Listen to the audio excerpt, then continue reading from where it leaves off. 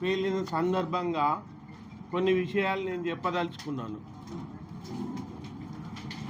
First విషయం ఏంటంటే, మాకు కరీంనగర్లో 100 సంవత్సరాల నుండి ఇల్లుంది. మీ అందరికీ తెలుసు. దాన్ని మిషన్ హాస్పిటల్ ఆపోజిట్ ఉన్న ఇల్లును పెద్దిల్లు అనేవారు. అపోలో హాస్పిటల్ వెనుక పుష్పాంజలి రిసార్ట్ దగ్గర ఇప్పుడు విల్లాలు కడుతున్నారు. ఒక విల్లా రెడీ అయింది.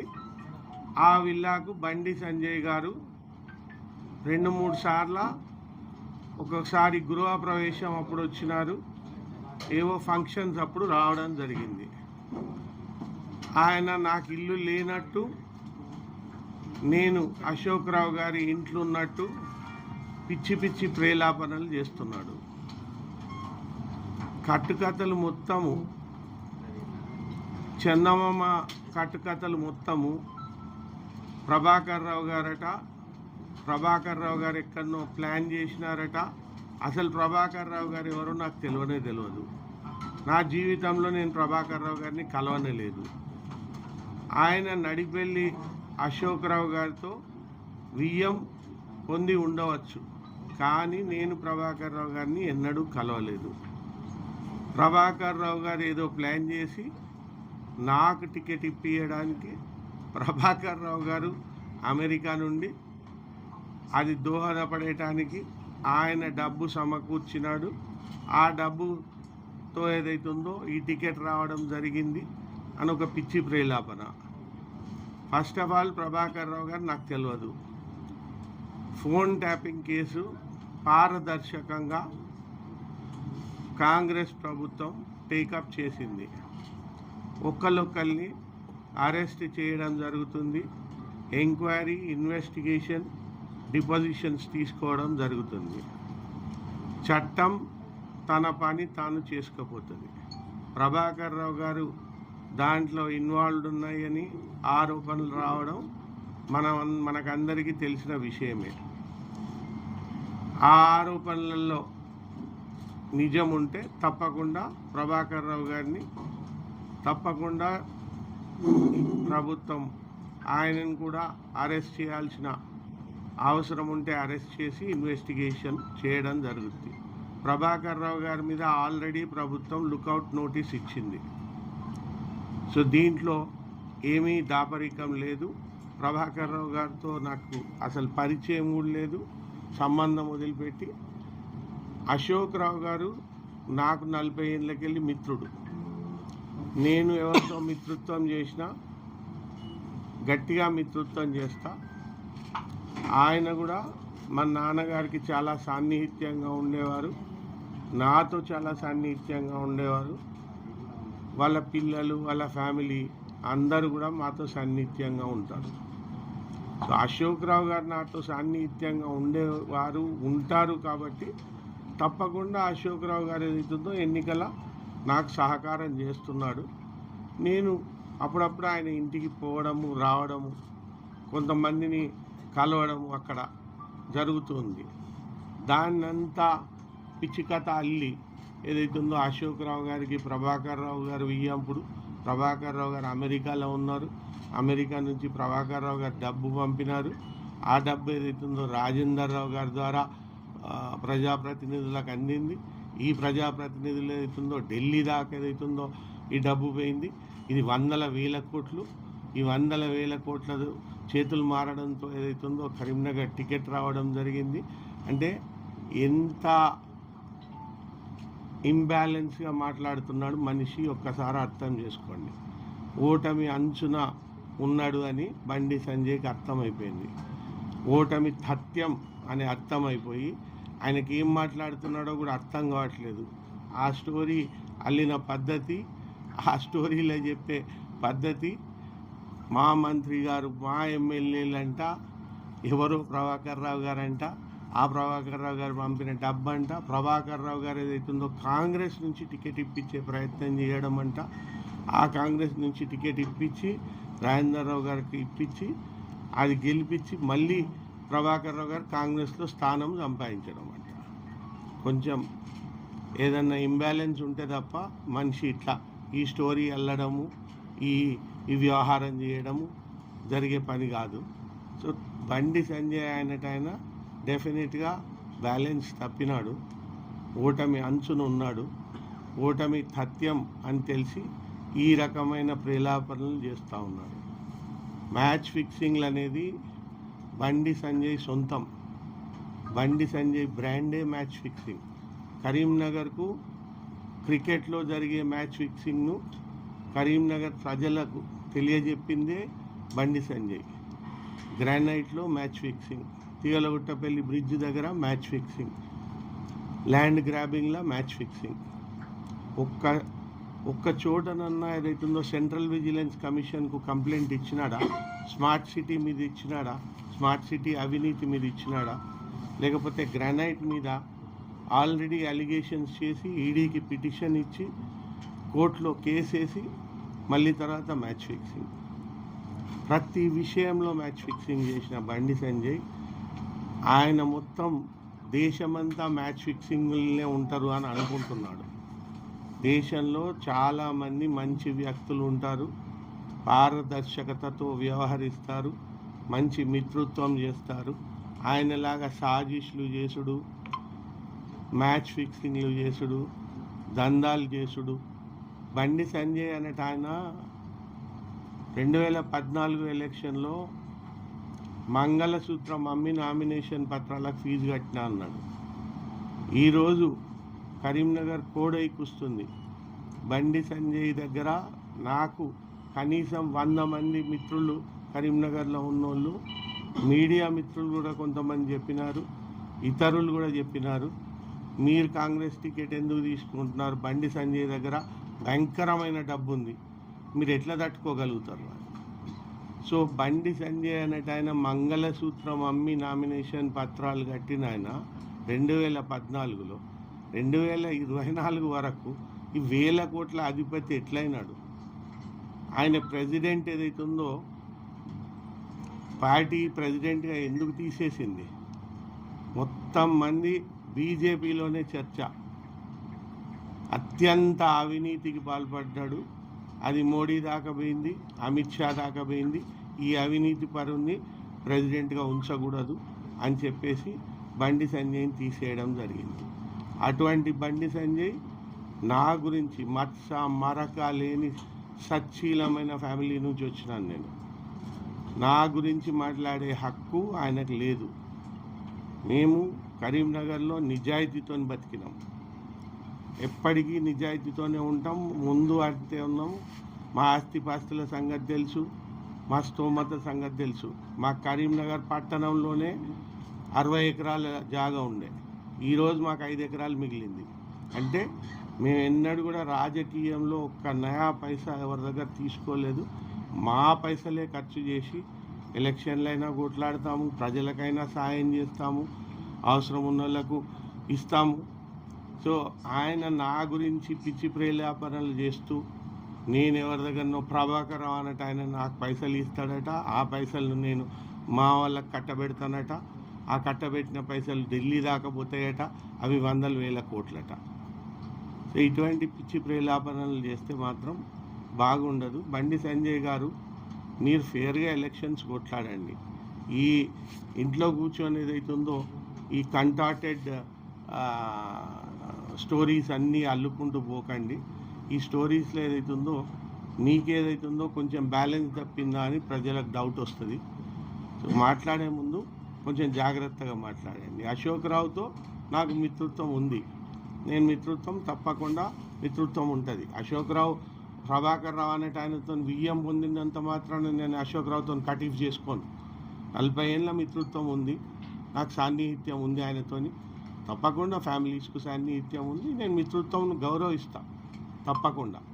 ఆయన ఇంటికి పోతూ వస్తూ ఉంటా, దాంట్లో తప్పేముంది. ప్రభాకర్ రావు గారు ఏదో ఆరోపణలు ఎదుర్కొంటున్నాడని చెప్పి నేను అశోక్ రావు ఇంటికి ఏదైతుందో పోకుండా ఆయనను మొత్తం దూరంగా పెట్టి అటువంటి నీచుని కాదు నేను.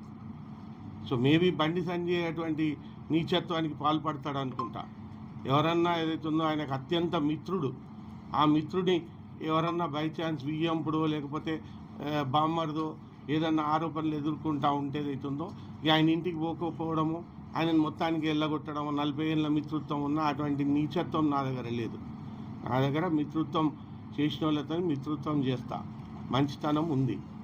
కాబట్టి మా ప్రజాప్రతినిధులు ఏదైతుందో నిప్పు లాంటి వాళ్ళు ఎట్టి పరిస్థితులల్లో వాళ్ళకి ఏమీ అక్కర్లేదు, ప్రజాసేవ తప్ప. వాళ్ళు వజ్రాలు. సో వాళ్ళు ఈరోజు ఎప్పుడు కూడా ఏదైతుందో నేను ఇప్పుడు వచ్చినప్పటి నుండి చూస్తున్నాను, ప్రజల మధ్యలో 24 అవర్స్ ప్రజల మధ్యలోనే ఉంటున్నారు. అండ్ ప్రజలు కూడా వాళ్ళని ఎంత అభిమానిస్తున్నారు నేను చూస్తున్నాను. అసలు టికెట్ విషయంలో కూడా నేను మీకు ఒకటి చెప్పదలుచుకున్నాను. అసలు జరిగిన విషయం ఏంటంటే, టికెట్లో మొదట్లో కాంగ్రెస్ పార్టీ జీవన్ రెడ్డి గారికి, పెద్దలు జీవన్ రెడ్డి గారికి కరీంనగర్ ఇద్దామని నిర్ణయించింది. పెద్దలు జీవన్ రెడ్డి గారిని కన్విన్స్ చేసే ప్రయత్నం చేసింది. మీరు కరీంనగర్ నుంచి కాంటెస్ట్ చేస్తే బాగుంటుంది, మీరు ఇంతకుముందు కేసీఆర్ మీద పోట్లాడినారు, మీరైతే బాగుంటుంది అని చెప్పి ఆలోచించింది. ఆ విషయం జీవన్ రెడ్డి గారే మొన్న స్పీచ్లో చెప్పినారు, నన్ను కరీంనగర్ కు చేయమని అడిగినారు అని. సీఎం గారు కూడా చెప్పినారు ఓపెన్గా. సో జీవన్ రెడ్డి గారి కోసం ఏదైతుందో వెయిట్ చేసినారు, జీవన్ రెడ్డి గారు ఒప్పుకుంటారేమో అని. కానీ జీవన్ రెడ్డి గారు, నేను జగిత్యాల నుంచి పోటీ చేసిన, పక్కనున్న కోరుట్ల కూడా ఏదైతుందో నాకు బాగా గట్టి పట్టు ఉంది. సో నాకు ఆ 2 కాన్స్టిట్యుయెన్సీస్లో మెజారిటీ వస్తుంది, నేను ఖచ్చితంగా నిజామాబాదే చేస్తా, చేసేది ఉంటే నిజామాబాద్ చేస్తా, లేకపోతే చెయ్య అని మొండిగా చెప్పడంతో అప్పుడు ఆల్టర్నేట్ క్యాండిడేట్గా ఆలోచించి ఏదైతుందో, అంతకుముందు ప్రవీణ్ రెడ్డి గారికి సీట్ ఇవ్వలేదు కాబట్టి ప్రవీణ్ రెడ్డి గారు ఆల్టర్నేట్గా అనుకున్నారు. కానీ జీవన్ రెడ్డి గారికి నిజామాబాద్ ఇవ్వడంతోనే రెడ్ల ప్రాతినిధ్యం 6 సీట్లు అయిపోయింది. అప్పటికే 7వ సీట్ ఏదైతుందో ఖమ్మంలో పోటాపోటీగా ఖమ్మకి ఇవ్వాలా రెడ్డికి ఇవ్వాలా అన్న దాంట్లో ఆఖరికి రెడ్డికి ఇవ్వడం జరిగింది, రఘురామరెడ్డికి. ఇంకా 8వ సీటు ప్రవీణ్ రెడ్డి గారికి ఇచ్చే అవకాశం లేదు. 8 సీట్లు రెడ్లకు ఇవ్వడం వీలు పడదు. ఇంతకుముందు మ్యాక్సిమం 5 సీట్లు ఇచ్చినారు ఎప్పుడైనా హిస్టరీలో, 6 అంటేనే రికార్డు. ఇప్పుడు 7 అయిపోయినాయి. 7 తర్వాత 8వ జరగదు కాబట్టి వెలమ సామాజిక వర్గానికి ఇస్తే ఎలా ఉంటుంది అని ఒక చర్చ వచ్చింది. ఆ చర్చలో వెలమ సామాజిక వర్గం నుంచి నేనైతే బాగుంటుంది, ఈయన జగపతిరావు గారి కొడుకు, వీళ్ళ సచ్చీలత ఉన్నది, వీళ్ళది మంచి ఫ్యామిలీ, అవినీతి మత్స మరక లేదు అని చెప్పి నన్ను ఆలోచించి ప్రతిపాదించడం జరిగింది. This is the real story behind. దానికి అంతా అల్లుడు ఇది అది ఏమీ లేదు, సింపుల్గా ఇది జరిగిన విషయము. అండ్ దీంట్లో ఏదైతుందో నాకు టికెట్ ఇచ్చిన తర్వాత కూడా ఏదైతుందో వెలమ్మ సామాజిక వర్గం అని ఇచ్చినారు. అండ్ నేను బండి సంజయ్ గారు చెప్తా ఉన్నారు, కాంగ్రెస్తో ఆయనకు సంబంధం లేదు, కాంగ్రెస్ అంటే ఆయన ఎరగడు. నా జీవిత ప్రయాణం కాంగ్రెస్తోనే జరిగింది. యూత్ కాంగ్రెస్లో joint secretary, general secretary, Bhaskar Reddy గారితో పాటు కూడా యూత్ కాంగ్రెస్లో ఉన్నాను, జనరల్ సెక్రటరీగా ఉన్నాను, వైస్ ప్రెసిడెంట్గా ఉన్నాను, కరీంనగర్ మార్కెట్ కమిటీ చైర్మన్గా ఉన్నప్పుడు కాంగ్రెస్లోనే ఉన్నాను. మా తండ్రి గారు మొత్తం కాంగ్రెస్లోనే ప్రయాణం చేసినారు. ఒక 10 ఎలక్షన్స్ కొట్లాడినారు, దాంట్లో ఒక 3-4 ఇండిపెండెంట్ తప్ప తక్కిన అన్నీ కాంగ్రెస్ నుంచే పోటీ చేసినారు. అండ్ నేనేదైతుందో సింగిల్ విండో సొసైటీ చైర్మన్గా ఉంటుంది. కాంగ్రెస్ నేదురుమెల్లి జనార్దన్ రెడ్డి గారు నాకు నెట్ క్యాప్ కార్పొరేషన్లో డైరెక్టర్గా ఇచ్చినారు. సో ఇంతకన్నా కాంగ్రెస్తో అసోసియేషన్ ఏం కావాలి, ఆయనకు తెలుసో తెలియదో ఏవేవో మాట్లాడుతున్నాడు, కాంగ్రెస్తో సంబంధం లేదు అది ఇది అని. సో బండి సంజయ్ ఫస్ట్ నీ మిడిమిడి జ్ఞానంతో వచ్చి పిచ్చి పిచ్చి ప్రేలాపనలు చేస్తే ప్రజలు ఏదైతుందో హర్షించరు, ప్రజలు నీకు కొంచెం బ్యాలెన్స్ తప్పింది అనుకుంటారు. తస్మాత్ జాగ్రత్త, ఇలాంటి పిచ్చి ప్రేలాపనలు చేయరు. అదేవిధంగా నాతో పాటు పత్రికా సమావేశంలో పాల్గొన్నటువంటి వెల్చాల రాజేందర్రావు గారికి, మాజీ ఎమ్మెల్యే ఆర్పిల్ మోహన్ గారికి, ఆకారు భాస్కర్ రెడ్డి గారికి, వైద్యులు అంజన్ కుమార్ గారికి, వర్కింగ్ ప్రెసిడెంట్ పద్మాకర్ రెడ్డి గారికి, ఎస్టీ సెల్ శ్రవణ్ నాయక్ గారికి, ఎస్సీ సెల్ అరుణ్ గారికి, సుజిత్ గారికి, పులి ఆంజనేయులు గౌడ్ గారికి, అందరికి కూడా మిత్రులందరికీ కూడా నమస్కారాలు తెలియజేస్తూ ఉన్నాము. ఈరోజు ఆగమేఘాల మీద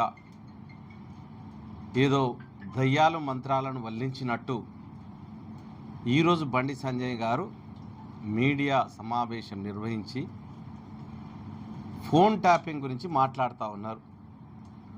ఇన్ని రోజులకి ఈయనకు ఫోన్ ట్యాపింగ్ గుర్తొచ్చిందా అని ప్రజలు నవ్వుకుంటా ఉన్నారు. ఫోన్ ట్యాపింగ్ను మొదలుపెట్టింది ఫోన్ ట్యాపింగ్ ద్వారా వివిధ నాయకుల యొక్క గోప్యమైనవన్నీ కూడా పసిగట్టి వాళ్ళను అతలాకుతలం చేసినటువంటి వ్యక్తి మోడీ గారు. ఇంగిత జ్ఞానం లేకుండా మిడిమిడి జ్ఞానంతో ఫోన్ ట్యాపింగ్ గురించి మీరు మాట్లాడుతూ ఉన్నారు.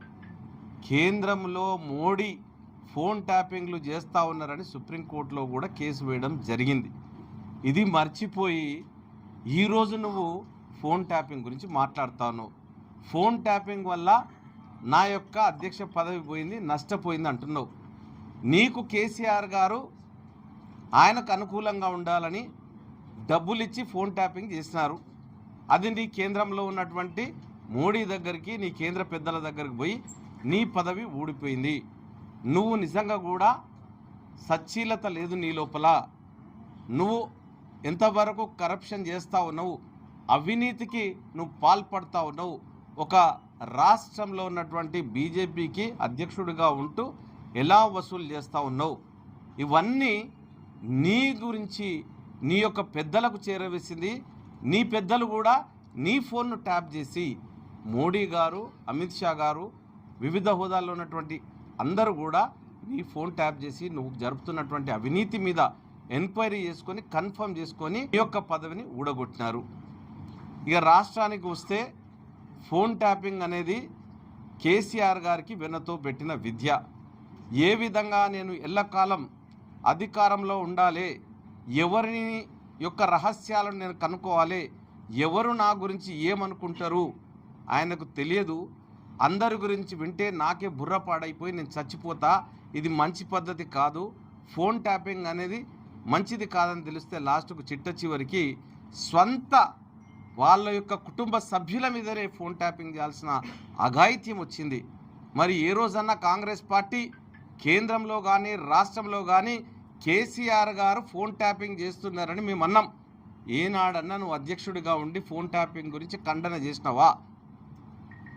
ఈరోజు నీకు ఫోన్ ట్యాపింగ్ గుర్తొచ్చిందా? నీ అవినీతి కార్యక్రమాలు మొదలుపెట్టేసరికి ఫోన్ ట్యాపింగ్ గుర్తుకొచ్చింది. ఇక్కడున్నటువంటి బండి సంజయ్ గారు కాంగ్రెస్ పార్టీ గురించి, కాంగ్రెస్ టికెట్లు ఇచ్చే విధానం గురించి నీకు తెలియదు.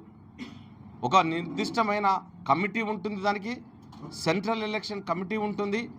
ఎవరిని చేయాలి, ఏ విధంగా చేయాలి, టికెట్లు ఎంతమంది ఏ కుల వాళ్ళకి ఇవ్వాలనేది నిర్ణయం చేస్తుంది. కాబట్టి కాంగ్రెస్ పార్టీని నువ్వు చెప్పినట్టు నీ మోడీ అమిత్ షా చేస్తున్నట్టు చెయ్యదు. దానికి ఒక ప్రణాళిక ఉంటుంది. ప్రణాళికాబద్ధంగా క్యాండిడేట్ను నిర్ణయం చేయడం జరుగుతుంది. మా దాంట్లో ఆ రోజు అత్యంత దగ్గరైనటువంటి రమేష్ రెడ్డి గారు సూర్యాపేట నుంచి ఎమ్మెల్యే టికెట్ అడిగితే ఇవ్వలే. మా రేవంత్ రెడ్డి గారికి దగ్గర. రెండవ విషయం, ఆయన ఎంపీ టికెట్ ఇస్తానని కూడా అన్నారు, అది కూడా ఇవ్వలేదు. మరి గత సంవత్సరం ఎన్నికల లోపల మా అన్న పోటీ చేసినప్పుడు 18లో నాకు 19లో ఎంపీ సీట్ ఇస్తాన్నారు పెద్దపల్లి నుండి, నాకు కూడా ఇవ్వలే. ఇవన్నీ నీకు తెలియని వ్యవహారాలు. కాబట్టి ఏదైతే అక్కడ వినబిలిటీ కానీ లేకపోతే కుల సమీకరణాలు కానీ ఏ విధంగా ఉంటే ఆ విధంగా జరుగుతాయి. ఈరోజు రాష్ట్రంలో రెడ్లు 8 మంది అయిపోయినారు, ఇంకా బాగుండదు అనుకొని ఒక వెలమ కన్నా ఇవ్వాలన్న దాంతో వెలుమలు చాలామంది వెళ్ళి ముఖ్యమంత్రికి రిప్రజెంట్ చేయడం వల్ల తను కూడా ఉన్నారు, తను చేయగలుగుతారన్న నమ్మకంతో వెలిచాల రాజేందర్రావు గారికి ఇవ్వడం జరిగింది టికెట్. అంతేగాని ఏదో డబ్బులు ఇచ్చి డబ్బుల వ్యవహారం నడిపేది నువ్వు. బీతి మహేందర్ రెడ్డి ఈరోజు పుట్టుపుట్ట తన్నిచ్చినావు కదా, కనబడుతుంటా ఎక్కడన్నా జైల్లో వేసినావు కదా. నీ స్వప్రయోజనాల కోసం కంప్లైంట్ ఇప్పిస్తేవి, కంప్లైంట్ ఇచ్చిన తర్వాత తన్నిపిస్తేవి, జైల్లో పెడితేవి. మరి డబ్బులు నువ్వు తీసుకొని ఈరోజు ఆయన ఎక్కడ మాయమైండో తెలియదు, నువ్వు కదా కాంప్రమైజ్డ్. ఈరోజు గంగుల కమలాకర్ ప్రచారం చేస్తలేడు ఎక్కడ? మరి ప్రచారం ఎందుకు చేస్తలేడు? నీతో కుమ్మక్కైపోయి నీకు సహకరించాలి, నువ్వు గెలవాలని ఎక్కడెక్కడైతే కాంగ్రెస్ గెలుస్తుంది అనుకున్న దగ్గర బీజేపీ గెలవాలన్న ఉద్దేశంతో వీక్ అభ్యర్థులను పెట్టడం జరిగింది. చాలా చోట్ల ఈరోజు నీకు ఓటమి భయంతో ఓడిపోతానన్న భయం ప్రస్ఫుటంగా నీ ముఖంలో నీ యొక్క మాటల్లో తెలుస్తూ ఉన్నది. కరీంనగర్ ప్రజలు ఈరోజు నన్ను ఓడిస్తూ ఉన్నారు, నేను గెలవనని ఒక నిర్ణయానికి వచ్చి ఫోన్ ట్యాపింగ్ ద్వారా రకరకాల మాటలు మాట్లాడినావు. ఎస్, ప్రభాకర్ రావు ఎవరో మాకు తెలియదు. మా అన్న రేవంత్ అన్న పిసిసి అధ్యక్షుడు ఉన్నప్పుడే ప్రభాకర్ రావు మీద కంప్లైంట్ చేసినారు. ప్రభాకర్ రావు మీద ఆయనకు ఎక్స్టెన్షన్ ఇస్తే వెలమలందరికీ రిటైర్ అయిన తర్వాత ఎక్స్టెన్షన్ ఇవ్వడం ఏంటి అని ప్రశ్నించినాడు మా ఇప్పుడున్న ప్రస్తుత ముఖ్యమంత్రి గారు. మేము వ్యతిరేకం. ఎవరితో కూడా ఫోన్ ట్యాపింగ్లో మా నాయకులు కానీ మేము కానీ కుమ్మక్కై రాలేదు. చట్ట ప్రకారంగా ఎన్నికలు ఉన్నాయి కాబట్టి దాని యొక్క తీవ్రత నీకు తెలియకపోవచ్చు. ఎన్నికల తీవ్రత లోపల అది తగ్గిండొచ్చు. తప్పకుండా ఫోన్ ట్యాపింగ్ ద్వారా ఎవరైతే ఇన్వాల్వ్ అయినారో వాళ్ళందరినీ జైల్లో పెట్టడం జరిగింది. రేపో మాపో చర్లపల్లి జైల్లో డబుల్ బెడ్రూమ్ కట్టించడానికి మా ముఖ్యమంత్రి గారు సిద్ధంగా ఉన్నారు. ఫోన్ ట్యాపింగ్లో ఇన్వాల్వ్ అయినటువంటి కేసీఆర్ కానీ కేటీఆర్ కానీ వాళ్ళ యొక్క బంధువులు కానీ వాళ్ళందరూ నలుగురు ఉండడానికి బెడ్రూమ్లు కట్టిస్తూ ఉన్నాడు. ఇది సిద్ధంగా ఉండు. మరి నువ్వేం చేసినావా? మీ నాయన మీ మోడీ ఫోన్ ట్యాపింగ్ చేస్తే ఇజ్రాయెల్ నుంచి పట్టుకొచ్చినాడు కదా ఆ టెక్నాలజీని. మరి ఈరోజు నువ్వు మాట్లాడుతున్నావు మోడీ గారు చేయలేదా? మా ప్రభుత్వం వచ్చిన తర్వాత ఈరోజు ఫోన్ ట్యాపింగ్ ఇక్కడ బహిర్గతమైంది కదా. కేంద్రంలో కూడా రేపు కాంగ్రెస్ ప్రభుత్వం రాబోతా ఉన్నది. మీరు జారు బండ మీద జారినట్లు సర్రన జారుతూ ఉన్నారు. అందుగురించే మీరు ఈరోజు ఆలి యొక్క తాలి గురించి మాట్లాడుతూ ఉన్నారు. ఈరోజు ఈ దేశం లోపల ఎంతమంది యువతులు అగ్నికి ఆహుతవుతూ ఉన్నారు. ఉన్నో హత్య కేసు లోపల మీరు ఏం చేస్తున్నారు? మహిళలకు భద్రత లేకుండా చేస్తున్నారు. కాబట్టి మీ అందరూ కూడా ఈరోజు యూపీలో జరుగుతున్నటువంటి హత్యాకాండ అది దళితుల మీదనా మైనారిటీల మీదనా వేరే వర్గాల మీదనా ఇవన్నీ చూస్తూ ఉన్నారు ప్రజలేం మర్చిపోలేదు. ప్రజల మెమరీ లోపల బీబీసీ డాక్యుమెంటరీ ఈ రోజుకు గోద్రా అల్లర్లలో 2000 మంది ఊచకోత ఎట్లా కోయబడ్డారో చూసినారు. ఈరోజు ఉత్తరప్రదేశ్లో సెక్యూరిటీ మధ్యలో జైలుకు కోర్టుకు వెళ్తుంటే ఎట్లా హత్య చేయబడ్డాడో చూస్తారు. కాబట్టి దయచేసి ఇంకా నీ పిచ్చి ప్రేలాపనలు మానుకో. నీకు చదువు లేదన్న విషయం తెలుసు, నువ్వు పెద్దగా చదువుకున్నాడు అని కూడా తెలుసు అందరికీ. నీకు ప్రొద్దున లేస్తే మహాలక్ష్మి టెంపులో భాగ్యలక్ష్మి టెంపులో కావాలి కానీ బడుగుల గురించి కానీ బడుగులు చదువుకునే బడుల గురించి కానీ లేకపోతే బడుగు బలహీన వర్గాల యొక్క ఉద్యోగాల గురించి కానీ ఈరోజు నువ్వు ఎప్పుడు ఆలోచించలేదు ఈ 5 ఏళ్లలో. కాబట్టి ఏదో నేను సొక్కపూసను, నాకు అన్నీ తెలుసు, ఫోన్ ట్యాపింగ్ చేస్తున్నారు, కేసును మాయ చేస్తున్నారు. నీకు సిబిఐకి సిగ్గు లేదా? సిబిఐ గురించి నువ్వు మాట్లాడుతూ ఉన్నావు. సిబిఐ గురించి నువ్వు ఇవ్వాల్సింది నువ్వు కదా. మేము ఎప్పుడో సిబిఐకి రిపోర్ట్ ఇచ్చినాము. కేసీఆర్ గురించి మా రేవంత్ రెడ్డి గారు ఏదో రోజు ఇచ్చినారు. మరి సిబిఐకి చెప్పిన తర్వాత కూడా నువ్వు ఈ విధంగా సిగ్గు లేకుండా మాట్లాడితే ఏమనుకోవాలి నిన్ను? ఆయన దగ్గర ఎంక్వైరీ వేయమని కేసులు మేము వేసినాం సిబిఐలో. ఏ రోజన్నా ఫైల్ ముందు గదిలిచ్చినావా? మీరు కానీ మీ కిషన్ రెడ్డి కానీ ఫోన్ ట్యాపింగ్ జరుగుతుందని ఏ రోజో ఈ రాష్ట్రంలో జరుగుతుందని చెప్పినాం కదా. ఏ రోజన్నా దాని గురించి మాట్లాడినావా? ఇద్దరు కుమ్మక్కైపోయి ఈరోజు కాంగ్రెస్ పార్టీ బలంగా ఉన్నది, కాంగ్రెస్ పార్టీ చాలా స్థానాల్లో గెలుస్తూ ఉన్నది అనే భయం పట్టుకొని నువ్వు కూడా కరీంనగర్లో ఓడిపోతా ఉన్నావు. కాబట్టి దయచేసి ఉచిత ప్రేలాపనలు పిచ్చి మాటలు మానుకో. కానీ ప్రజలందరూ నిన్ను మతి భ్రమించిందా అని అనుకునే స్టేజ్కు రాకవద్దని నేను తెలియజేస్తూ, మరి మిత్రులు రాజేంద్రరావు గారు చెప్పినారు అశోక్ రావు గారి వియంకుడు ప్రభాకర్ రావు అని. ప్రభాకర్ రావు అమెరికా లోపల వాళ్ళ కూతురు దగ్గర ఉంటుండని. వియంకుడు అన్న తర్వాత వాళ్ళ కొడుకునే కదా ఈయన చేసుకునేది. కొడుకు దగ్గర ఉండకపోతే తెలివి లేకపోతే నీకు ఏం మాట్లాడుతున్నావు నాకు అర్థం అవుతలేదు. ప్రభాకర్ రావు కొడుకుని అశోక్ రావు చేసుకున్నాడు. అశోక్ రావు చేసుకున్నాడంటే ఆయన కోడలే కదా, ఆయన కొడుకే కదా. కొడుకు దగ్గర అమెరికాలో ఉండకపోతే ఎక్కడుంటాడు? నీలాగా సన్నాసులు జోగులలో వేసుకొని ఎక్కడన్నా దేవాలయాలు అడక తినాలా? మానుకో. తెలియకపోతే తెలుసుకో. సొంత కొడుకు దగ్గర తండ్రికి క్యాన్సర్ వస్తే ఉంటాడు. ఆయన ఎవరో నీకే దగ్గర సంబంధం. నువ్వే చాలాసార్లు కలిసినావట. నీకు అమీర్పేటలో ఉన్న విషయాలన్నీ కూడా ఇక అవన్నీ ప్రెస్ ముందు నేను చెప్పదలుచుకోలేదు. నీకున్న అఫేర్స్ విషయం నేను చెప్పదలుచుకోలేదు. నీకున్న యాక్టివిటీస్ ఈడీ విషయంలో నువ్వు ఎట్లా కాంప్రమైజ్ అయినావు, కోర్టుకు పోకుండా నువ్వు ఎట్లా దాక్కున్నావో మాకు తెలుసు. గ్రానైట్ కుంభకోణంలో నువ్వు ఏ విధంగా ఇరికిచ్చి మళ్ళీ విత్డ్రా చేసుకున్నావో తెలుసు. నువ్వు ఒక సచ్చీలత నీతిమంతుని అన్నట్టు మాట్లాడుతూ నీ యొక్క బీజేపీనే అవినీతితో కూరుకుపోయింది. ఈరోజు ఎన్నికల బాండ్ల విషయంలో కానీ, రాఫెల్ కుంభకోణంలో కానీ, అదానికి ఇచ్చిన అంబానీకి ఇచ్చినటువంటి బిఎస్ఎన్ఎల్ యొక్క నెట్వర్క్నంతా ఉచితంగా ఇచ్చినటువంటి మీరు అవినీతి కుంభకోణంలో ఇరుక్కుపోయినారు. కాబట్టి దయచేసి బండి సంజయ్ గారు, మీరు ఉచితంగా ఏది పడితే అది, నోటికి ఏది పడితే అది, బండి పోతే బండిస్తా, గుండు పోతే గుండిస్తా, ఇల్లు పోతే ఇల్లిస్తా అని ఆ రోజే నీ యొక్క తెలివి ఏందో బయటపడ్డది. ఇంకా తెలివి లేని తరాన్ని ప్రదర్శించొద్దని నేను తెలియజేస్తాను.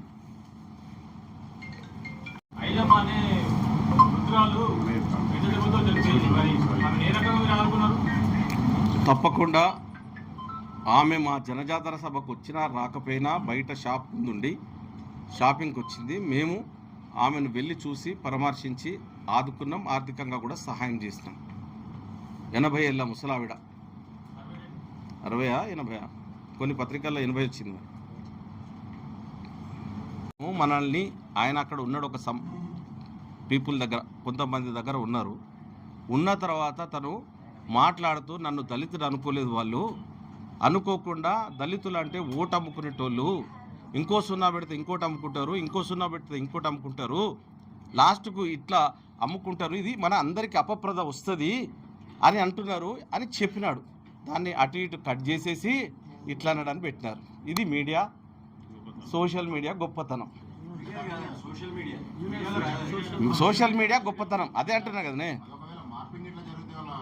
కేసు పెట్టినాం, కోర్టు నోటీస్ ఇచ్చినాం, ఆయన లోపలికి పంపిస్తాం, వదలం. ఇవి సోషల్ మీడియాలో ఏం వివాదాలు లేవే నా మీద, అట్లాంటిది ఏం లేదు నా మీద. కవంపల్లి గారు బంపర్ మెజారిటీ ఇస్తున్నారని చెప్పి కవంపల్లి గారిని టార్గెట్ చేసి చూడమను. మొన్న ఎన్ని వచ్చినాయి, మొన్న చూసినావు కదా, ఎన్ని ఓట్లు వచ్చినాయి మొన్న, చూడమని మొత్తం చూడమని. ఆయనే రేపు ఎన్నికలు వస్తాయి కదా, 13 ఎన్ని రోజులు ఉన్నది, ఇంకొక 10 రోజులు ఉన్నది, 11 రోజులు ఉన్నది. డెఫినెట్గా వీళ్ళు కళ్ళలు కంటాడు ఆయన, పగటి కళ్ళలు కదా. మనం ఏదో పోయినసారి సింపతితో ఓట్లు పడ్డాయి, ఇక్కడ ముస్లింలు అందరూ ఓడిస్తున్నారని పోరగాళ్ళంతా ప్రచారం చేస్తే ఓట్లు పడ్డాయి. ఈ రోజు ఆయన చూసుకోమను, ఎక్కడన్నా ఏజెంట్లు ఉన్నారా, ఒక మండలాధ్యక్షులు ఉన్నాడా, ఒక ఇన్ఛార్జ్ ఉన్నాడా, ఎక్కడి నుండి పడతాయి, ఎక్కడి నుండి పడతాయి ఓట్లు? ఆయన గురించి చెప్పేటోళ్ళు ఎవరు? కాబట్టి సంజయ్ ఒక వాయిస్ ద్వారా భారతదేశంలో రాజ్యాంగం ద్వారా సంక్రమించిన రిజర్వేషన్లు అక్కర్లేదు అని మాట్లాడినాడు. సో ఆ బండి సంజయ్ని ప్రజలు ఏదైతుందో తిరస్కరించడం తప్పకుండా జరుగుతుంది. 25% ఉన్న ఎస్సీ ఎస్టీలు ఇక్కడ, బయట ఇంకా ఎక్కువ ఉన్నారు. మన కాన్స్టిట్యున్సీలో 25% బీసీలు. వీళ్ళందరికీ బీజేపీ ప్రభుత్వం వస్తే రిజర్వేషన్స్ ఎత్తేస్తాం అనే ఆలోచనలో ఉన్నామనే దిశగా మాట్లాడినాడు. సో బండి సంజయ్కి ఇంకా కుప్పలు ఓట్లు పడతాయి చూడండి. అది ఫేక్ వీడియో కాదు.